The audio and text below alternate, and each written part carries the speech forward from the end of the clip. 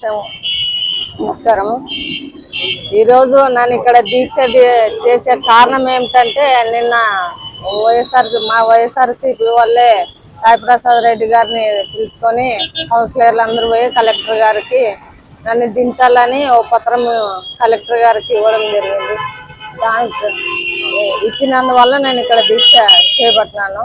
నేను చేసిన తప్పేమిటి, నేనేమన్నా అవినీతి చేసినానా, ప్రజల నుండి దోచుకున్నానా, లేదా ఆఫీసర్లను బెదిరించినానా, ఏమి లేనిదే నన్ను దించాలని ఉద్దేశంతో కలెక్టర్ గారికి ఇవ్వడం జరిగింది. నన్ను దించడానికి ముఖ్యమైన కారణం డబ్బు కావాలా వాళ్ళకి. ఫస్ట్ ఇంతకుముందే ఎలక్షన్కి ముందే మాట అయింది. ఇప్పుడు మద్దతు ఎవరికి చేస్తున్నారో చైర్మన్గా చేయాలని వాళ్ళకి మాట అయింది. కాకపోతే నాకు పైన నుండి సీల్ కవర్ వచ్చిన దానికి వాళ్ళు ఏం చేయలేకపోయినారు. చైర్మన్ సీటుకి నాకు అక్కడ నుండి పైన నుండి వచ్చిన దానికి ఏం చేయలేకపోయినారు. లేకపోతే ఇంతకుముందే నాగరాజుకి భార్యకి పోయేది సీటు.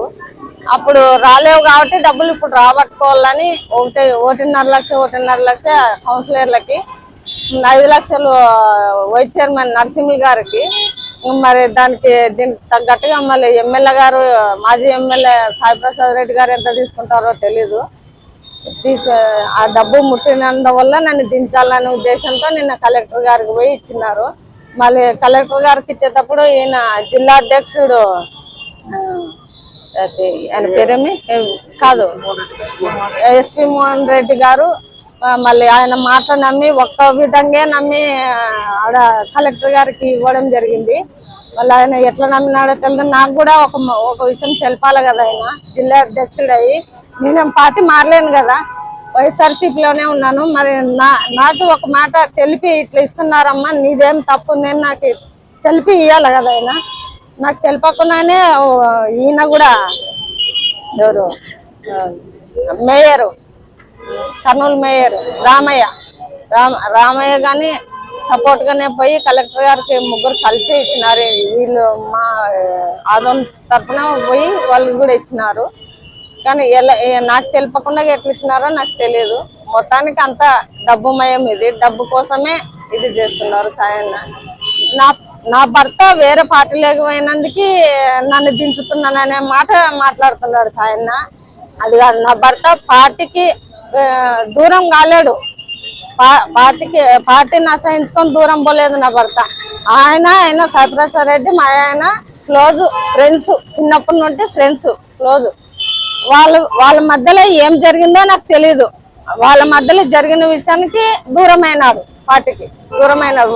ఆయన పార్టీలోనే ఉంటే ఆయన దగ్గర పోవాల్సి వస్తుందని దూరమై వేరే పార్టీలోకి చేరినాడు తప్ప ఈ పార్టీని దూరం చేసుకొని అయితే పోలేదు నా భర్తని అడ్డు పెట్టుకొని నన్ను దించేయాలని ఉద్దేశంతో చూస్తున్నాడు సాయి ప్రసాద్ రెడ్డి గారు.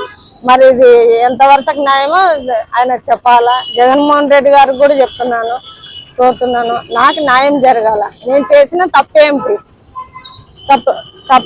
నన్ను చేసిన తప్పేంటి, నా తప్పు చూపించి చెప్పమని. పోనీ జగన్మోహన్ రెడ్డి గారే ఈరోజు రాజీనామా చేయమని చెప్తే ఖచ్చితంగా రాజీనామా చేస్తాను. ఎందుకంటే ఆయన ఇచ్చిన ఈ సీటు నాకు ఆయన ఇచ్చింది, సాయి ప్రసాద్ రెడ్డి కాదు ఇచ్చింది. ఏమంటే ఇక్కడ ఉన్న స్థానిక ఎమ్మెల్యే పేరు చెడగొట్టకూడదు, ఆయన పేరు పెంచాలని ఇన్ని రోజులు ఆయన ఇచ్చాడని చెప్పుకుంటూ తిరిగినాం మేము. అది కూడా కనికరం లేనట్ట నిన్న ఇచ్చినాడంటే మళ్ళీ ఎంతవరకు కరెక్ట్ అనుకోలో మీరే అర్థం చేసుకోవాలో, మీకు అందరికి తెలుసు. మున్సిపల్ చైర్మన్ సాయి ప్రసాద్ రెడ్డి గాని జగన్మోహన్ రెడ్డి గాని ఎన్నిక చేయరు.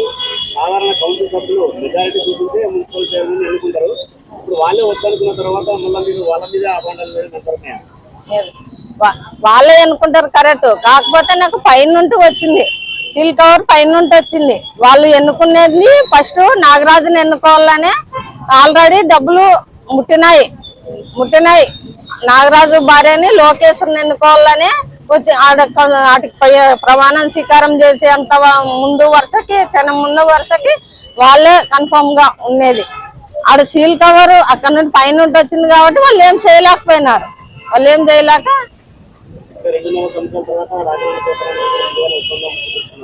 మాకెవరు చెప్పలేదే 2.5 సంవత్సరాలని ఎవరు చెప్పలేదే. 2.5 సంవత్సరాలు అంటే మేము ఆ రోజే వద్దంటాడు. అసలు మాకు అడిగిందే లేదు, మేము ఈ పదవిని అడిగిందే లేదు. పైనుండి అందరి శాఖల సహకారంతోనే వచ్చిందో మళ్ళీ దేవుని దయ వల్ల వచ్చిందో నాకు తెలియదు, పైనుండి వచ్చింది, మేము ఉన్నాం అంతే. వైసీపీ పార్టీలో ఉంటే సంవత్సరం అంతా వైసీపీ వాళ్ళు ఉంటారు కదా, బలాన్ని కూడా చేసుకోవచ్చు. వైసీపీ పార్టీలో కొనసాగుతూ ఉంటే వైసీపీ పార్టీలోనే ఉన్నాను. మీ సభ్యులే కదా? మా సభ్యులే, కాకపోతే డబ్బు మయము చెప్తున్నాను కదా, డబ్బులు కావాలా వాళ్ళకి అంతే. మన దగ్గర డబ్బులు లేవు, నేను పేదరాళ్ళని, నేను ఎవరికి ఇచ్చుకోలేను కూడా. నన్ను దించితే వాళ్ళకి డబ్బులు వస్తాయి అంతే, ఏం లేదు ఆడ. డబ్బులు వస్తాయనే విషయంతో మాట్లాడుతున్నారు అంతే, ఏం లేదు.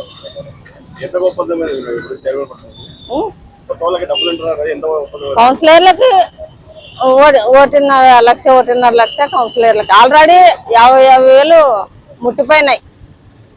నేను రాజీనామా చేయనని కూడా చెప్పలేదు, అడిగినారు, రాజీనామా చేయమని అడిగినారు.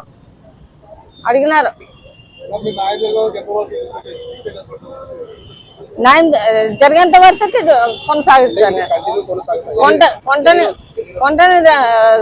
కంటిన్యూ వాళ్ళ నుండి సమాధానం వచ్చిన తర్వాత కంటిన్యూ కొనసాగిస్తాను. 2-3 రోజులు చేస్తాం ఖచ్చితంగా. వాటి నుండి అక్కడ నుండి పైనుండి రాని జగన్ అన్న చెప్పని ఖచ్చితంగా చేస్తా. దాన్ని ఫస్ట్ సాయిప్రసాద్ రెడ్డి గారు అడిగినాడు, రాజీనామా చేయమని అడిగినాడు. కానీ 8 నెలలు టైం అడిగినాం, మేము చేయమని కూడా చెప్పలేదు. 8 నెలలు టైం అడిగినాం, కాదన్నాడు. 4 నెలలు అన్నాడు, 4 నెలలు టైం అడిగినాం, మళ్ళీ అది కూడా కాదన్నాడు. సరే అది కూడా వద్దు, సాయంత్రము కౌన్సిల్ సభ్యులందరినీ కూర్చోబెట్టి మద్దతు ఎవరి పక్క ఎక్కువ ఉంటే వాళ్ళకి ఇద్దామన్నారు. అట్లా కూడా సరే అని ఒప్పుకున్నాం. మేము ఒప్పుకున్నాక సరే ఇంటికి పోండి అని మేము ఇంటికి వచ్చిన గంటకే కౌన్సిలర్లను పిలిచి, అంటే అందరూ తీసుకోలేరులే, కొంతమందికి 50,000 పంచినారు. ఎవరు? చంద్రకాంత్ రెడ్డి పంచినాడు. చంద్రకాంత్ రెడ్డికే చెప్పినాడు సాయన్న, అందరిని కూర్చోబెట్టి ఎవరికి ఎక్కువ మద్దతు వస్తే వాళ్ళనే పెడదాం చైర్మన్గా అని చెప్తే ఆయన కూర్చోబెట్టకున్నాం, మధ్యలోనే డబ్బులు పంచినాడు. డబ్బులు పంచిన దానికి మేము చేయమని చెప్పినాం, రాజీనామా చేయము. అందరిని కూర్చోబెట్టింటే అదొక లెక్క అవుతుండే, కూర్చోబెట్టకుండా మీరు డబ్బులు పంచి చెయ్యంటే మేము ఎట్లా చేస్తాం? మేము ఊరుకోకుండా రాజీనామా చేస్తే ఇప్పుడు ప్రజలకి ఏం చెప్పుకోవాలా? నేను అడుగుతారు కదా, డబ్బులు ఎంత తిన్నారో అందుకే రాజీనామా చేసినారా అంటారు కదా. నా తప్పేం లేదని నేను నిరూపించుకోవాలి కదా, అందుకే కూర్చున్నాను. అవును, ఇప్పుడు అదే చెప్తున్నాం కదా, ఎందుకంటే స్థానిక ఇక్కడ ఉండేది మనకి ఎమ్మెల్యే పేరు పెంచుకోవాలంటే మనకి ఎక్కడ ఉన్న సీఎం పేరు వాడకూడదు, ఈయన పేరు కూడా పెంచాలి కదా. అందుకే ఈయన ఇచ్చాడని చెప్తున్నాను కదా.